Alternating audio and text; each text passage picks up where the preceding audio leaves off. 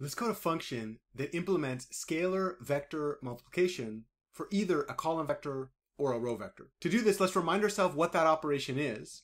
We'll define two different versions of this. We'll call one the scalar column vector multiplication operation and the other the scalar row vector multiplication. Remember when we said scalar column vector multiplication, we started with a scalar alpha, which is a real number, and then also a vector x, which was an m by 1 column vector.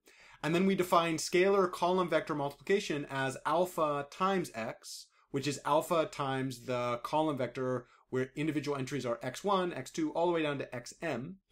And then the product is bringing the scalar into each individual entry. So we just say that alpha times x is alpha times x1, alpha times x2, all the way down to the bottom, alpha times xn, where the output of the product is an m by 1 column vector matching identically the dimensions of x. When we implemented this using a for loop, we incremented down the rows where we used index I. So we say for I equals 1 to m, y sub I, the output of this scalar vector product, the ith entry is going to be alpha times the ith entry of x. So the reason this was a for loop is because we have a fixed number of entries and we're working one by one down. This mathematical definition ends up being this pseudocode. This is not production code. This is just kind of encapsulating the core idea of how to implement this multiplication using MATLAB code. When we drop over to row vectors, basically the exact same idea. We start with a scalar alpha. We have a 1 by n row vector, and then we say alpha times x, which is alpha times x1, x2, all the way to xn. In order to do that product, we just multiply each individual entry, alpha x1, alpha x2, all the way to alpha xn. In other words, we're going across columns.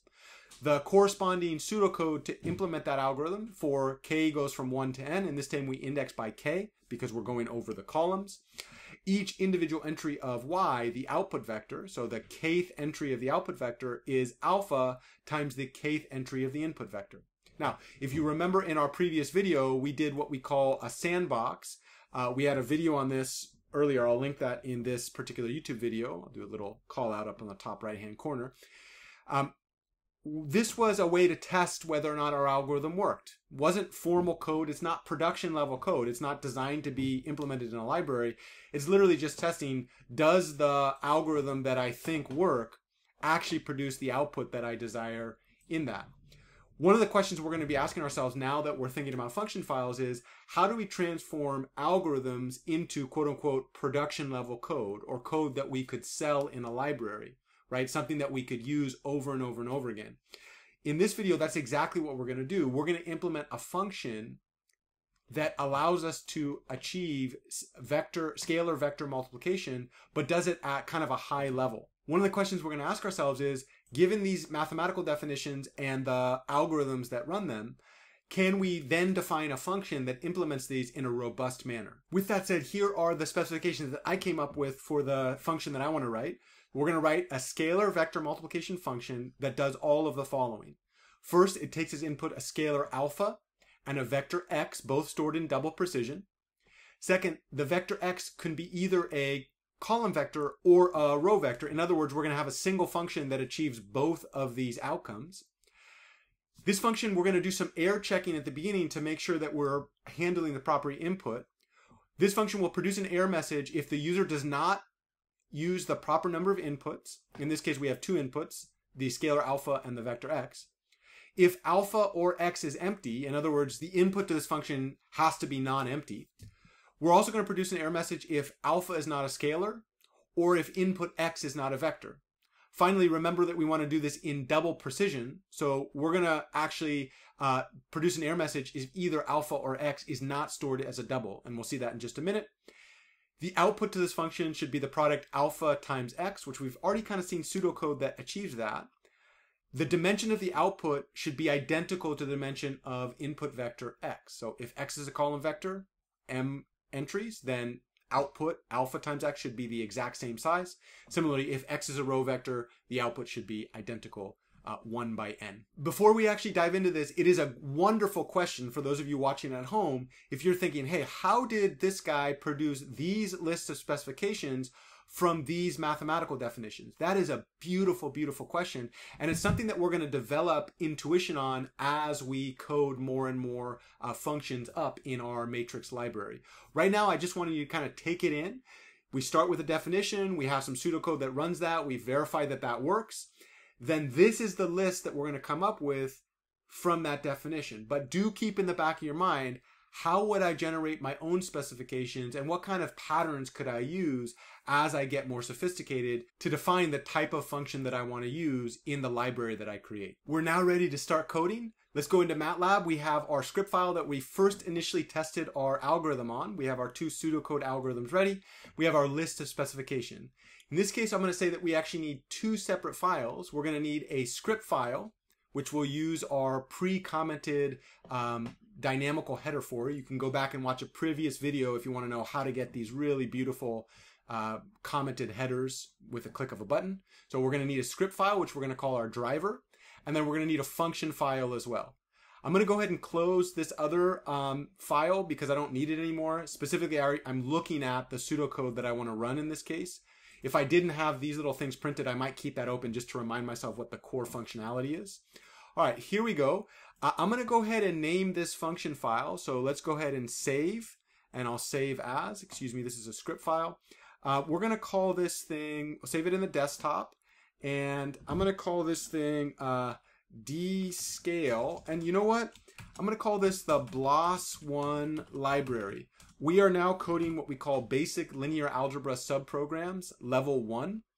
And we're going to do a bunch of these together. So I'm going to create a BLAS1 library. And I'm going to call this the dscale test driver. So in other words, this script file is designed to drive the dscale function that I'm testing. Remember that one of the first things that we do in comments is to give the user a sense of what we're doing. In this case, I've already written this up. The first thing that I do is say this script file is used to test and debug the dscale.m function. And then I really highlight what that function is going to do given my specification. So dscale function does a number of things. It takes an input as a scalar and a vector. The vector can be either a row or column vector. It's literally just a restatement of the specifications that I've already determined. Again, one of the key features of doing this type of code is to be able to determine your own specification given a particular operation that you want to achieve. That is a skill that takes many years of experience to really get good at. Now that we've written this up, I'm going to give a statement. This script file, which is a tester or a driver, tests all the error conditions. We have 5 error conditions that we want to test, and verifies that we achieve the desired output for both column and row vector inputs. Finally, to properly use this code, simply uncomment the section you'd like in the code below and produce your desired output. And you'll see what we're talking about in just a minute. There are some other M files that we need. We need the dscale.m function file, which we'll talk about in just a second. There's no .mat files. There's no data that we need to run this. And you can also see, of course, dscale.m, which is the function that we're about to run. Let's go ahead and add the authorship information. This actually file, I wrote this previously, but today is actually the 3rd of October. And then we'll say the last revision. I'm thinking we're going to get through this today, although I already coded this, so it's really not fair to see this. Now that I've created kind of an outline of the driver that I'm going to use, let's go over to my new function file. We're going to call this function the dscale function. The reason that we're calling it dscale is that we're going to do a scalar multiplication, and it's in the double data class. If it was a single data class, we might call it scale. If it was a complex, we might call it scale, but in this case, it's the double data class. Here, we're going to take 2 inputs. Must be that we take the scalar alpha and the vector x, and we're going to produce a single output, which is the xout function. Let's save this. We'll go ahead and click save. Remember, we were doing this in the BLAS1 library. BLAS means basic linear algebra subprograms, and it's level 1. We're going to call this the dscale.m function, and this saved name has to match identically the name of the function there. So let's go ahead and save that. First thing we'll do is we'll go down. We haven't really done any work on this, but I want to go down to the end of the function, and we're going to name this, we're going to end the dscale function. So this is the end of the function, and it's the dscale.m function, so we're done with that. Now let's update this one by one. I've already done this prior to filming, but please do copy this and then get used to the idea. Dscale scales a vector x by a constant alpha. Let's remember our specifications. The vector x can be either a column or row vector. If x is a column vector, we say that it is an m by 1 array. If x is a row vector, we say that it is a 1 by n array. Notice that in either situation, the input x have to have at least one entry dimension that is equal to 1. We add more than just this though. Remember that whatever the size of the input, the output vector x out is a vector with identical dimensions as the input vector x. So if input x is a column vector, the output is a column vector too with the same dimension, and the same thing is true for row vectors. And then the final thing we might want to specify is that we are defining all data should be stored in double precision. So that means inputs alpha and x are stored in double precision, and also x out is stored in double precision. This definition of what the function's meant to do and what are the specifications can be very helpful at the beginning of a coding process, because it kind of clears our mind to focus in on the core ideas that we're working on in the function. It does take a little bit of time. That time I find is well spent at the upfront. Waiting to do this after the function is coded can be quite frustrating.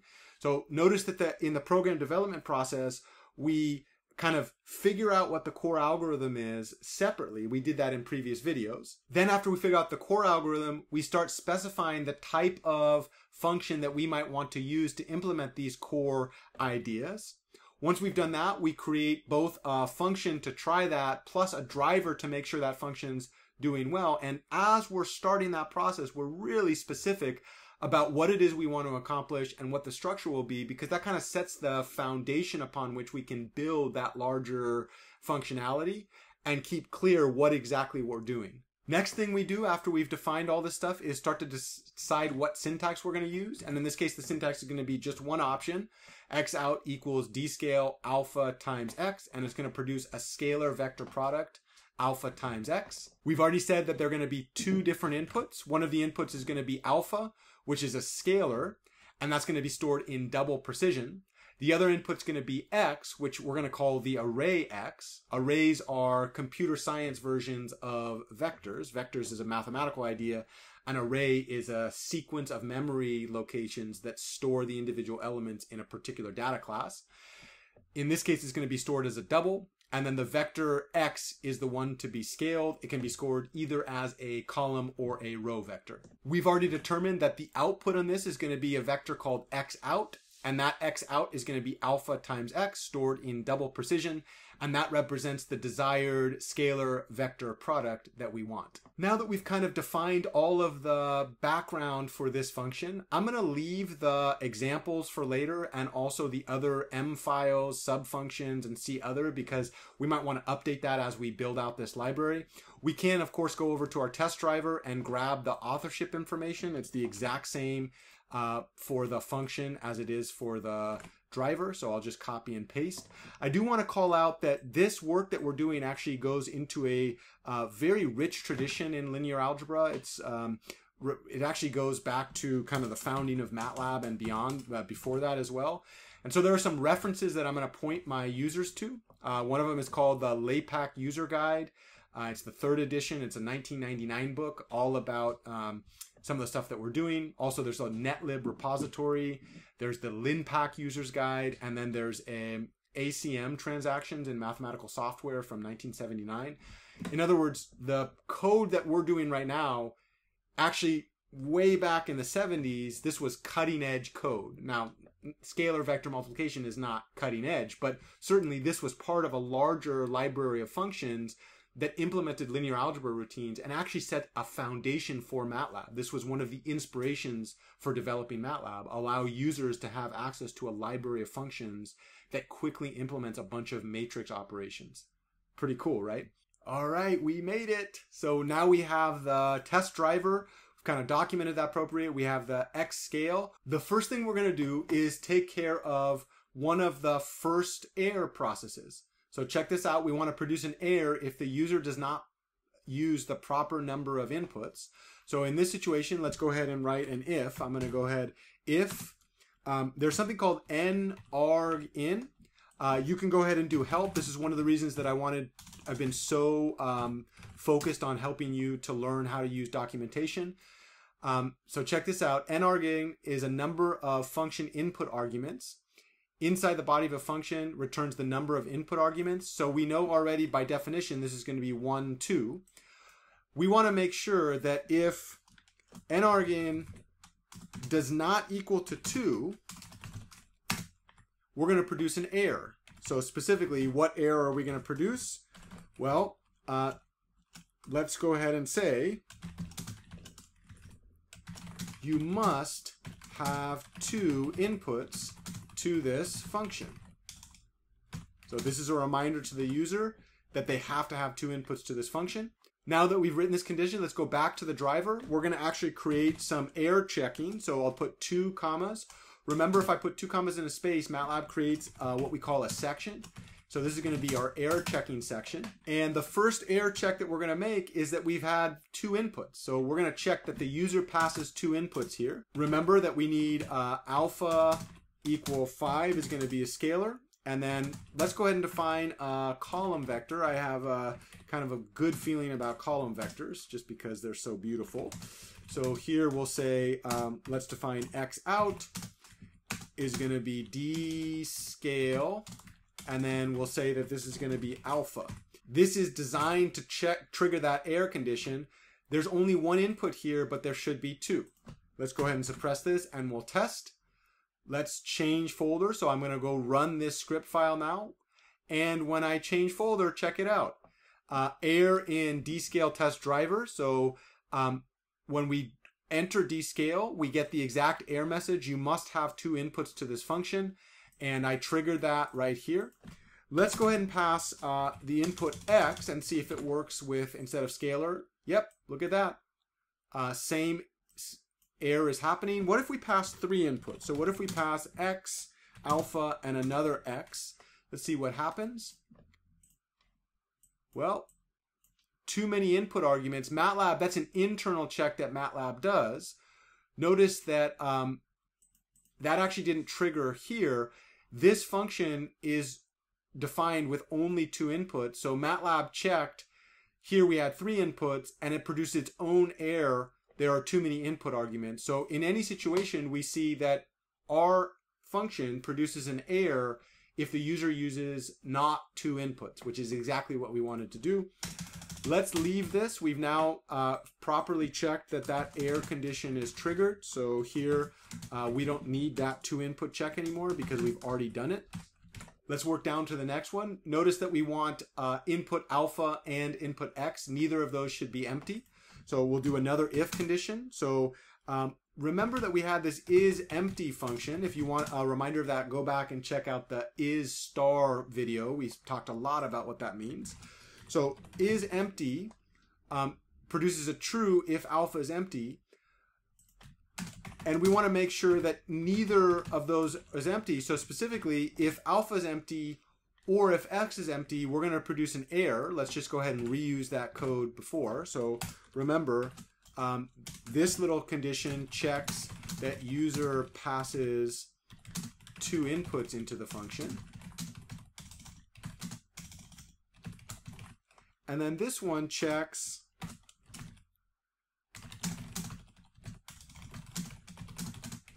that neither input is empty, right?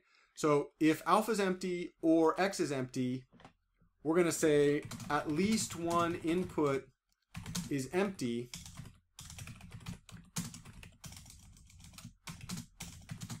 which is no good. Remember, you got to basically telling the user, if you're going to use this, you got to give us non-empty input values. So this is another error check. We'll leave the one that we did previously. And we'll actually call this the empty input error. So this is going to be what we call the empty input error.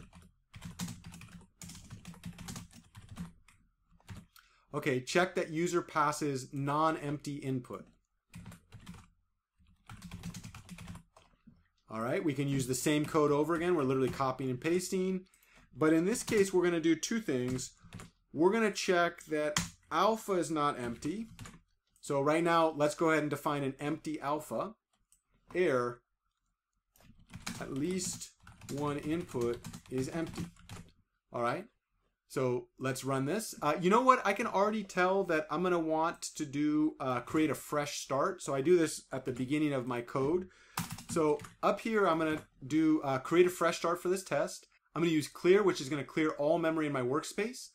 I got to be a little careful. I'm going to delete this line if I choose to share this with other people.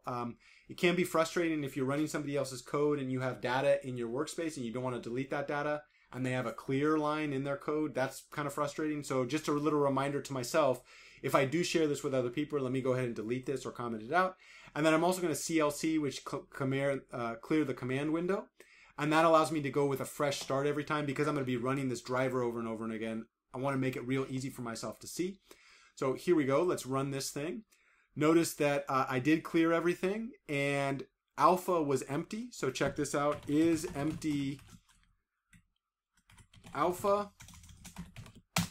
It's a logical one. So in that case, when we go into this if condition, this triggers as true. The moment that triggers as true, we go into error. This function we haven't talked about, but again, as we've said so many times in this, if you're ever confused about something that we're using in MATLAB, just go ahead and help it.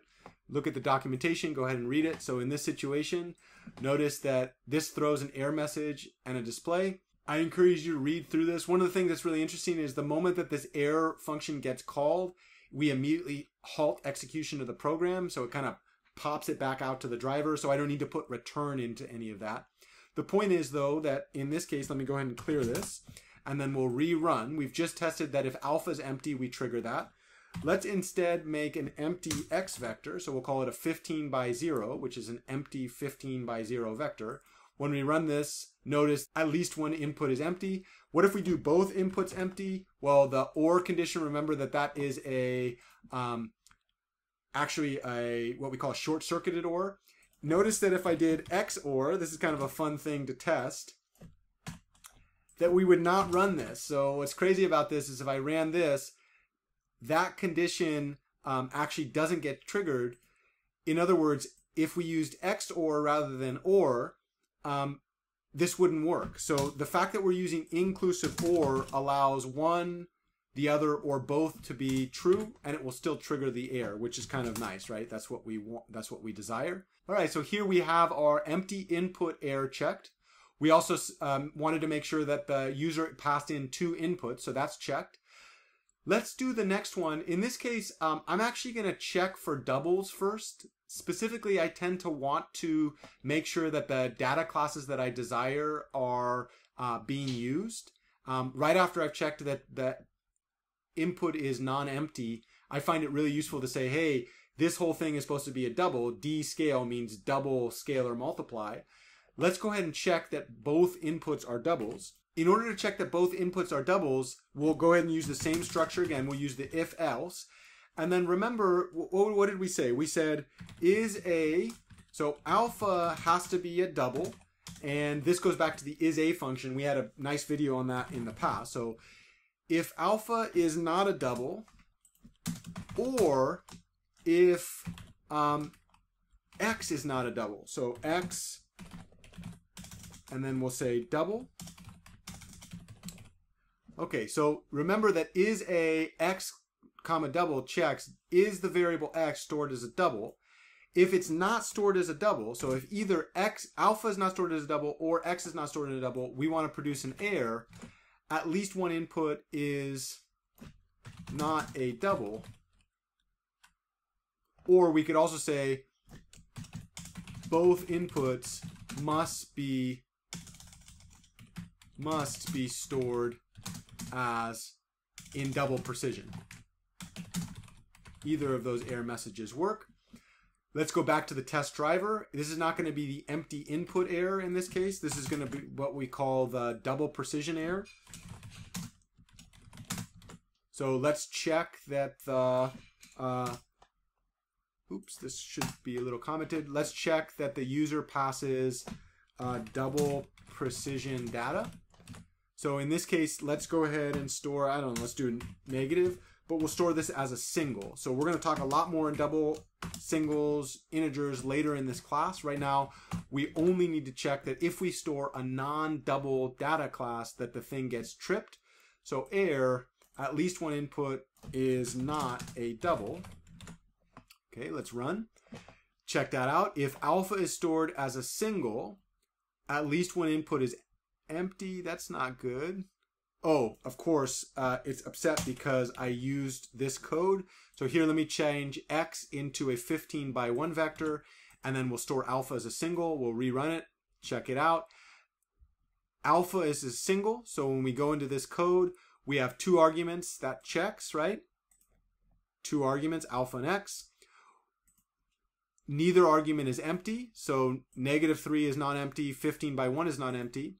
However, is alpha a double? So in this case, alpha is a single. So is alpha a double evaluates as false, which means not false is true. So that condition evaluates as true. The moment that I know that this evaluates as true, this is logical short circuiting, so the entire thing evaluates as true, which means we drop into that if condition. And that's exactly what we see. Both inputs must be stored in double precision. Let's check to make sure that the other one, so we'll typecast this as a uint8. We'll talk more about that in future videos. It's basically an integer data.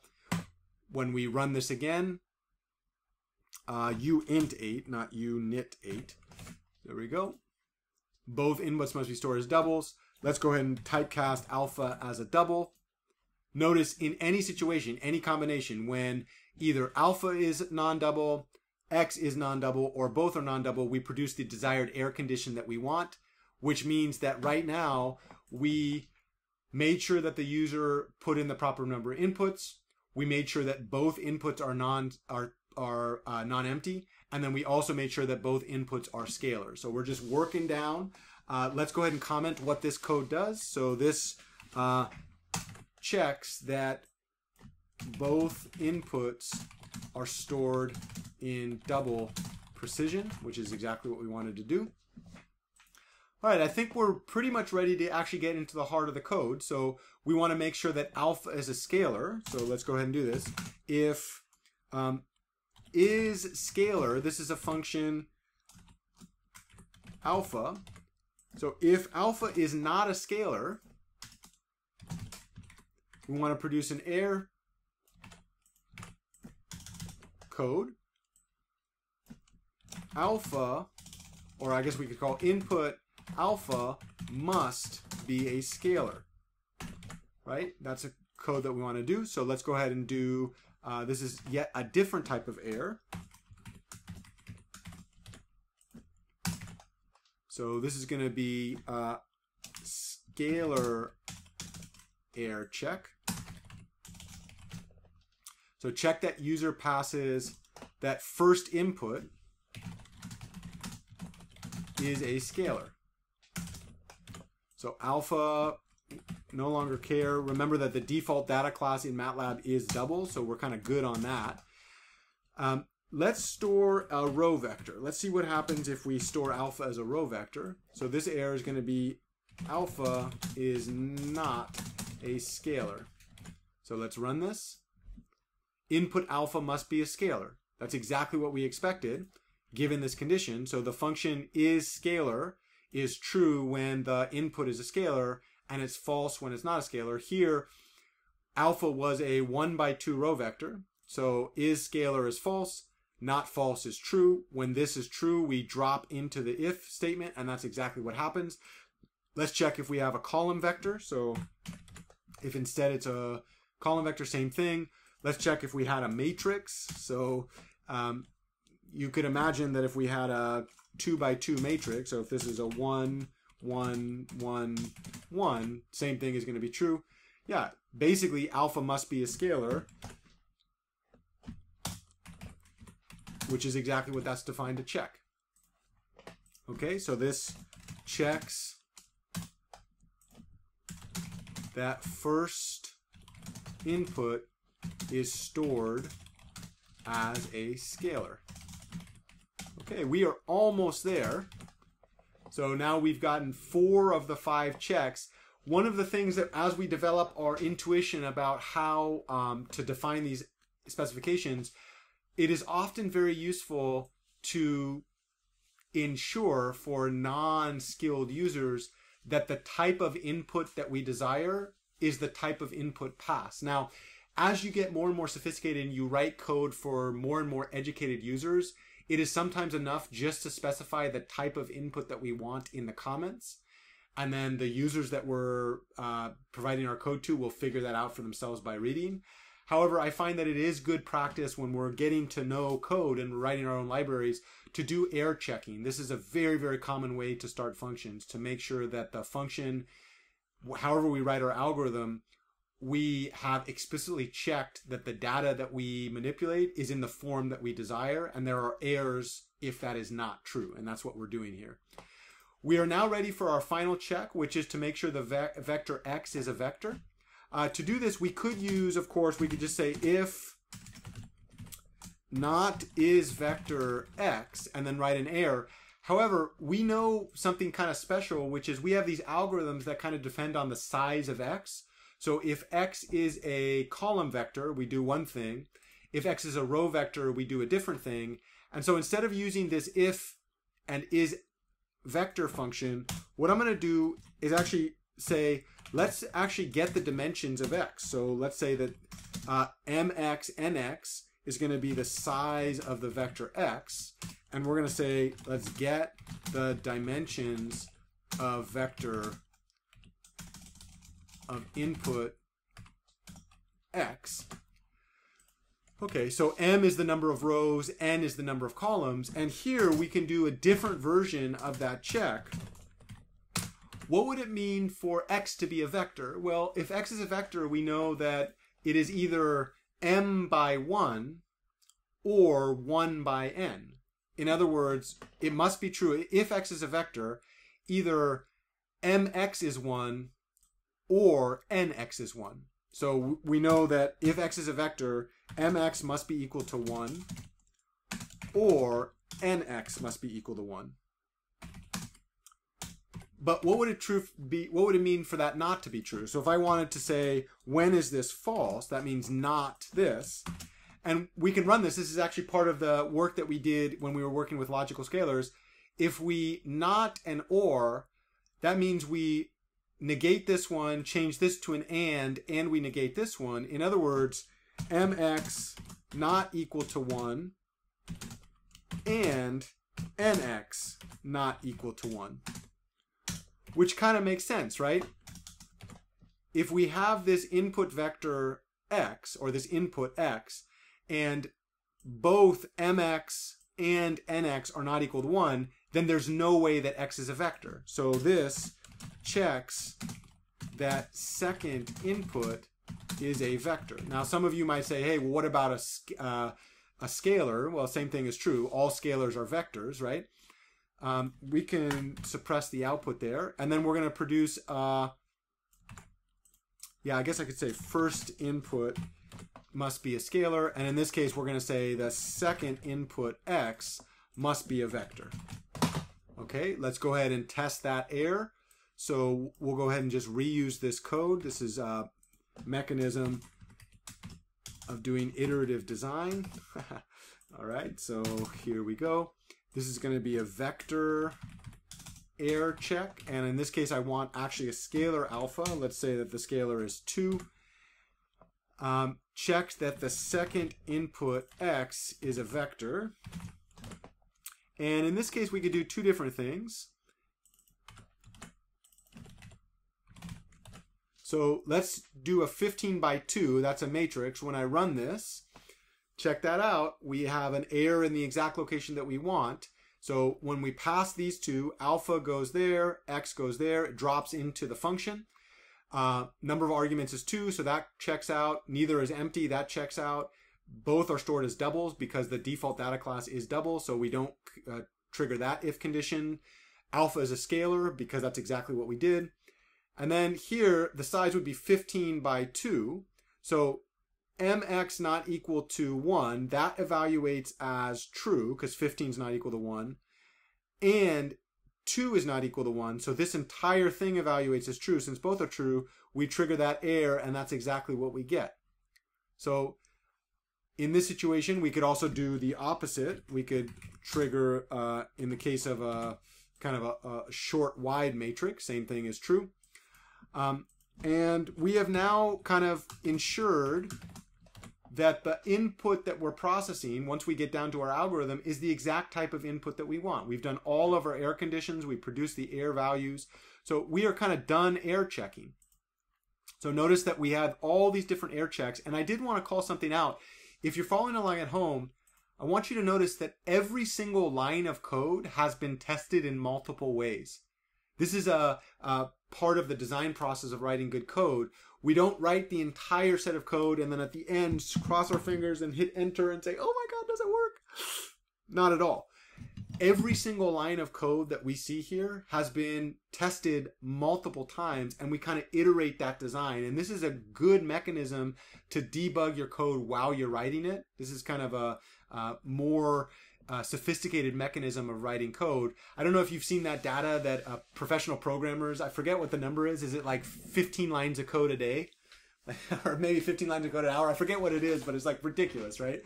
Like there's this thing that says people who code for a living actually code very, very small numbers of lines of code per day if you look at the entirety of their career in coding. And that's because so much of coding is not about writing code. It's about defining what you want to do, figuring out the larger scope of the project, figuring out what functions, testing every line individually. So in that way, I would say writing code is kind of like writing a very well-polished essay that you want to write in the New York Times.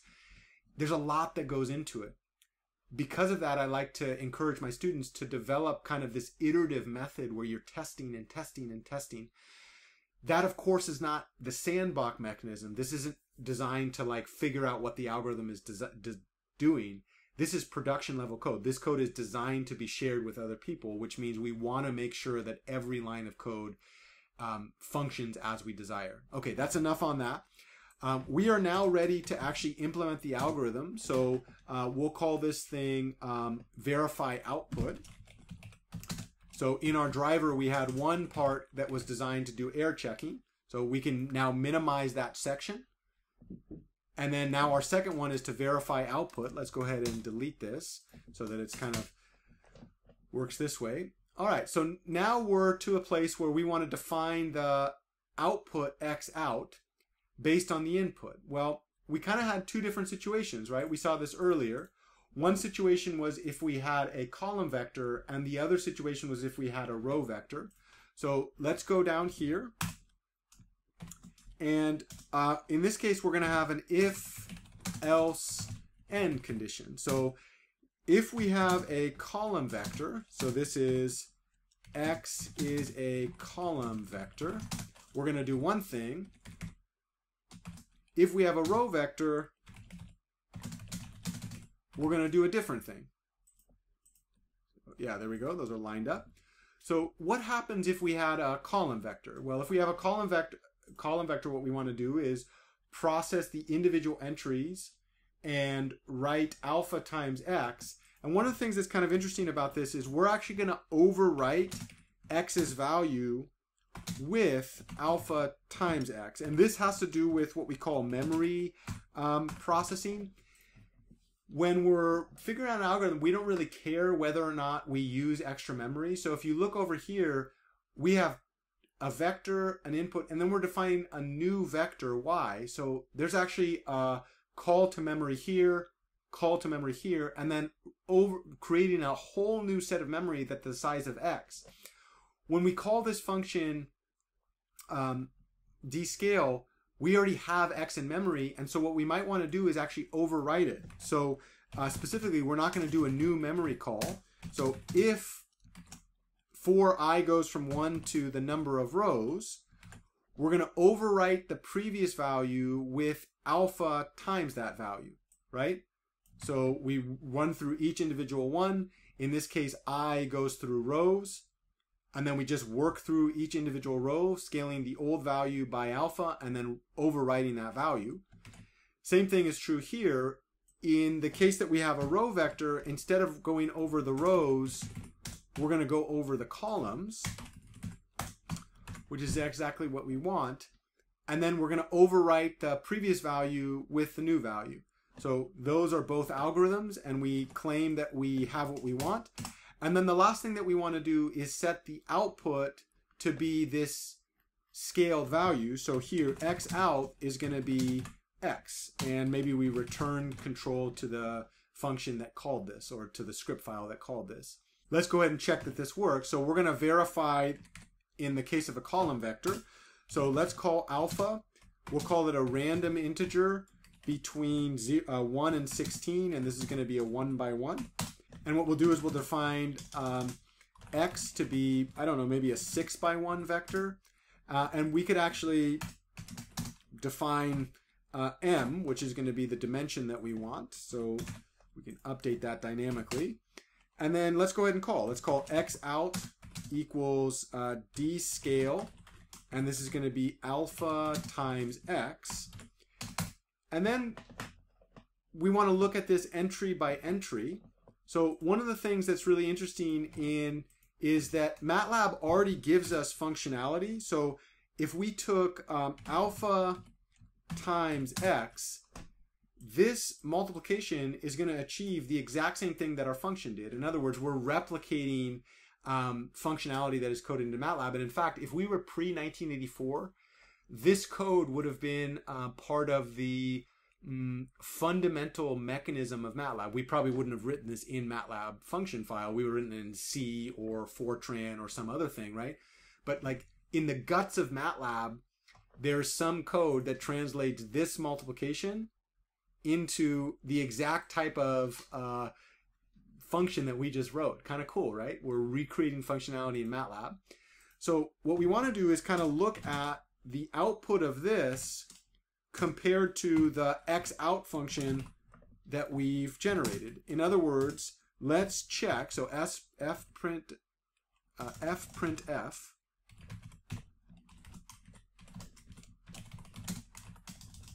Let's compare MATLAB output to our function output. If these are the same, if our function does what we expect, the vector on the left, which is MATLAB output, should match identically the output that we generate. So let's go ahead and run. Check that out. Exact same output. We could do something a little different. We could call this rand I. Maybe we go up to 20 and we say this is an m by 1. So now we're doing 2 random integers. Yep, check that out. And of course, if you wanted to be real excited about this, you could shift this down. So maybe we say, let's shift down by, let's see, 21 halfway would be 10, right? So I think this is true. If I do 10 times 1s, and then this is going to be an m by 1, there'll be some negatives in there. Yeah, there we go. So one way to compare output is just to put the output next to each other. And the reason that I did a column, this is column 1, column 2, is because I have a column vector. The other way to prepare output is actually to look at the difference between the two. We say that one vector is equal to another when the difference is identical. So let's look at the entry by entry difference.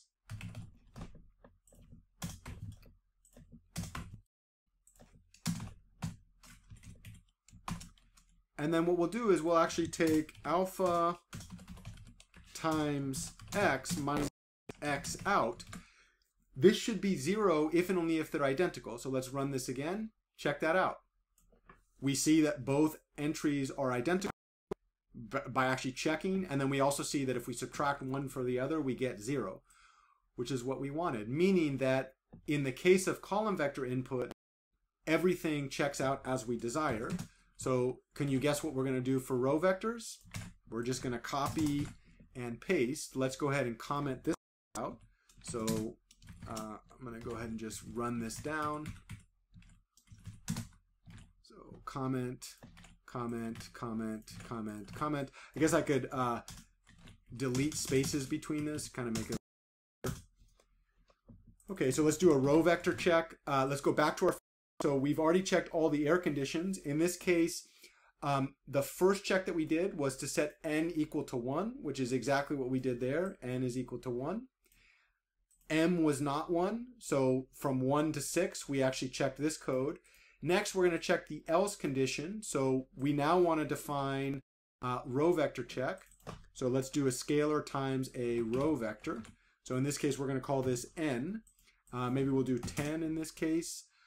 Alpha can still be a random integer. This is going to be a 1 by n. This will be a 1 by n. And here, we're going to compare the function output to the vector output, but we should do that as a row partition. So row 1, next row, row 2, because otherwise we'll try to fit rows into columns. It will just be a long vector, and we want to really look entry by entry. Okay, so let's go ahead and run this. There we go. Check that out. All of the entries match up, and the difference between them are all zeros, which means our function is running exactly as we expect. Now that I have this working, I want to highlight that out of the 117 lines of code, really only 103 to 111 are the core functionality. And really, if you look at that, it's 104 to 106 or 108 to 110. Like, these are only 3 lines of code. I did want to highlight a visual to describe what's going on here. It's a little bit different than the stuff that we saw previously for scalar vector multiplication. Here I wanted to highlight a visual to describe this. So the math equation that we're using is y equals alpha times x. It's a scalar vector product. And when we're implementing it, we're using the pseudocode. Please go down the entries of x, scale each one by alpha, and then overwrite the previous entry by the output of that command. In visual progression, we enter the function with 2 inputs, alpha and a vector x. In this case, it's a 5 by 1 vector. And then what we do is, on each iteration of the for loop, we overwrite the value in memory by alpha times that value. So notice in the first iteration, we overwrite x1 with alpha times x1. In the second iteration, we overwrite with alpha times x2, alpha times x3, alpha times x4, alpha times x5. And then when the function ends, we kick that vector that was already in memory back out to the calling script or any other function that calls it and say, we now have the output that you desired. With that, let's finish it out with a community challenge. In the comment section below, write one thing that caught your eye as we coded up this function. What was a mechanism or a feature of this process that you felt was noteworthy, that really kind of caught your attention in some way? And that could be a critique of it, or it could be something that you really enjoyed, or it could be a comment on something that you do that I don't do.